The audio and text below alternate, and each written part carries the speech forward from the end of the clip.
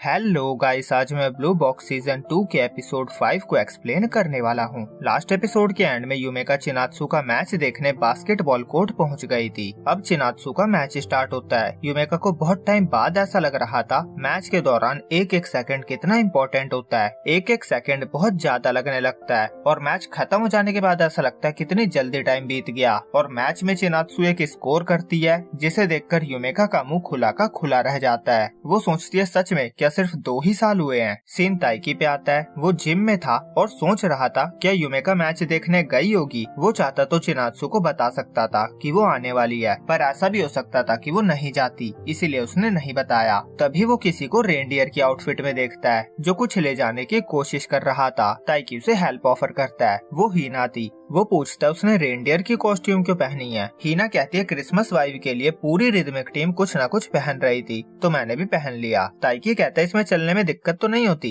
हीना कहती है नहीं, ये बहुत कंफर्टेबल है। फिर वो क्रिसमस के प्लान के बारे में बताती है। वो कैरियोके में एक साथ गाने गाएंगे और आज के लिए वो अपने डाइट पे ब्रेक लगा के केक खाएगी। वो कहती है हमारे पास बॉयफ्रेंड नहीं है, इसका मतलब ये नहीं कि हम मजे नहीं कर सकते। ताइकी कहता है अब इसका क्या ही आंसर दूं, और उसके जाने से पहले वो उसे अयामे के लिए एक सॉन्ग सजेस्ट करता है, पर हीना ने ऑलरेडी उस सॉन्ग को लिस्ट में ऐड किया हुआ था और आज वो गला खराब होने तक रुकेंगे नहीं। और निशिदा का अपना अलग ही चल रहा था। हर कोई क्रिसमस अपनी फैमिली या लवर्स के साथ सेलिब्रेट करता है, पर वो यहाँ टीम के साथ है क्योंकि उसके लिए टीम सबसे जरूरी है। पर एक्चुअली में उसकी गर्लफ्रेंड नहीं थी और वो इस नाकामयाबी को छुपा रहा था। वो भी डेट पे जाना चाहता था पर वो सिंगल है और इसीलिए उसे उन लोगों से नफरत है जिनके पास गर्लफ्रेंड है। ये सुनकर हारियू कहता है गर्लफ्रेंड बनाना कोई बच्चों का खेल नहीं है। ऐसे मौकों पे उन्हें गिफ्ट देने पड़ते हैं और रिजर्वेशंस भी एडवांस में करवा के रखनी होती है, नहीं तो उन्हें खाने की जगह भी नहीं मिलेगी। फिर वो ताइकी से कहता है उसके लिए उसे बुरा लग रहा है, काश वो चिनात्सु के साथ आज के दिन कुछ टाइम बिता पाता। ताइकी कहता है जाने दो, वैसे भी मैं उसका बॉयफ्रेंड नहीं हूँ। वो मन में कहता है और उसके लिए मैच ज्यादा इम्पोर्टेंट है। फिर वो कहता है अगर इम्पोर्टेंस की बात है तो मैच ज्यादा जरूरी है। वो सोचता है काश युमेका के लिए भी ये क्रिसमस ईव अच्छा जाए। दूसरी तरफ मैच देखते हुए युमेका को अपने मैच की याद आने लगती है और वो चिनात्सु को चीयर करने लगती है और चिनात्सु बास्केट करके मैच को जीत लेती है। फिर वो युमेका को वहाँ देख भी लेती है। फिर दोनों बाहर मिलते हैं। चिनात्सु पूछती है वो यहाँ क्या कर रही थी। युमेका बताती है उसे ताइकी ने टिकट दी थी। फिर वो उसे मैच जीतने के लिए कॉन्ग्रेचुलेट करती है और उसे सॉरी भी कहती है क्योंकि जब उसने चीयर किया था तो उसे लग रहा था वो पीछे रह जाएगी। वो कहती है मैं नैरो माइंडेड हूँ, मैं अभी भी वैसी ही हूँ जिसने तुम्हें कुछ भी नहीं बताया था। चिनात्सु कहती है मैं तुम्हारे साथ और खेलना चाहती हूँ, मैं नहीं चाहती कि तुम क्विट करो। काश तुमने मुझसे बात की होती, अगर की होती तो शायद आज हम एक साथ खेल रहे होते।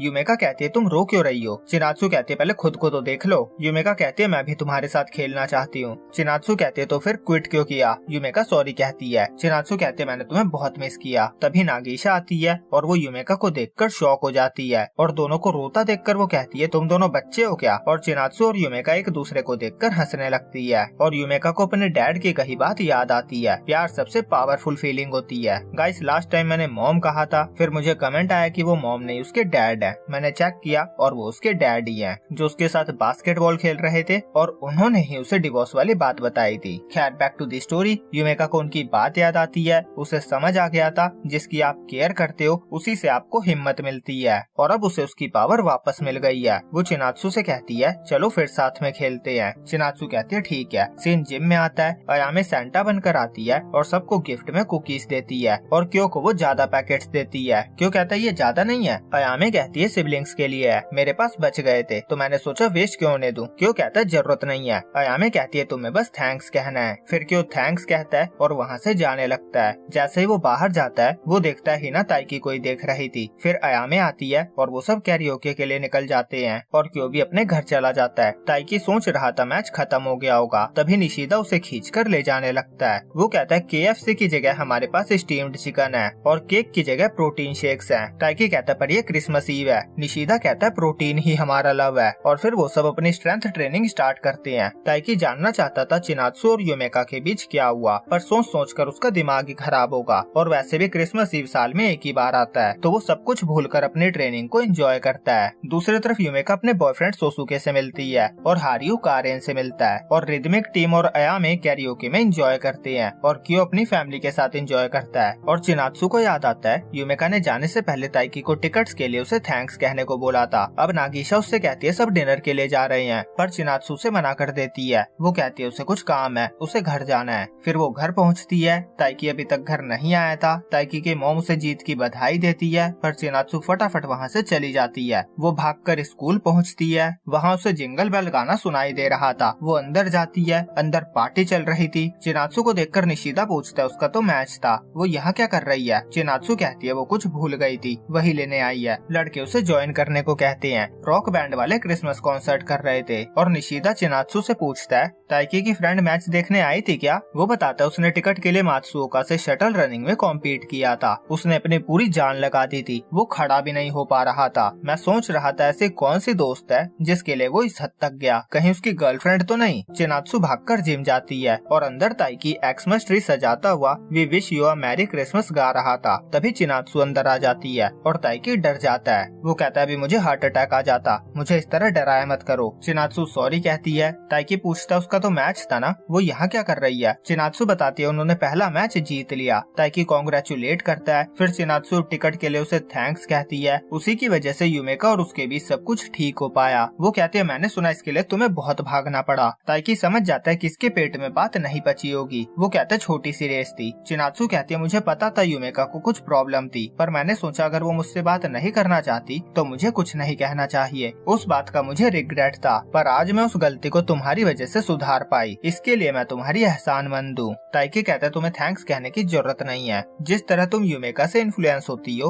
उस तरह मैं तुमसे इन्फ्लुएंस होता हूँ। मैंने तो बस फेवर रिटर्न किया है। तभी ट्री से एक बॉल गिर जाती है। चिनात्सु उसे उठाकर देती है और कहती है सॉरी, बस कुछ देर के लिए मुझे तुम्हें हक करने दो। फिर वो उसके गले लग जाती है। ताइकी लाल होने लगा था। उसके बाद चिनात्सु से थैंक्स कहकर चली जाती है और बाहर निकलते ही उसे कुछ दोस्त मिल जाती है और ताइकी को यकीन नहीं हो रहा था उसने उसे हक किया। वो सोचता है शायद वो कल के मैच के लिए नर्वस थी और या फिर यूमेका की वजह से वो इमोशनल हो गई होगी। और वो एक और पॉसिबिलिटी के बारे में सोच रहा था कि उसके दोस्तों से पार्टी ज्वाइन करवा देते हैं। फिर अगले दिन ताइकी लेट उठता है। वो मॉम से चिनात्सु के बारे में पूछता है। वो बताती है वो मैच के लिए निकल चुकी है, 1 बजे उसका सेकेंड मैच है और ताइकी का भी प्रैक्टिस सेशन था तो मोमो से भी जाने को कहती है। फिर ताइकी जिम जाता है और उसी एक्समस ट्री को देखता रह जाता है जिसके पास चिनात्सु ने उसे हक किया था। तभी क्यों आता है। वो कहता है क्या सोच रहा है। ताइकी कहता है कुछ नहीं और वो जिम से चला जाता है। वो उस मोमेंट को भूल नहीं पा रहा था। वो यूमेका के बारे में पूछ भी नहीं पाया था। वो सोचता है अगर सब सही रहा होगा तो यूमेका दोबारा बास्केटबॉल स्टार्ट करेगी। हो सकता है इसीलिए चिनात्सु बहुत खुश थी और इसी खुशी में उसने मुझे हक कर लिया और वो इसी बारे में सोच कर पागल हो रहा था।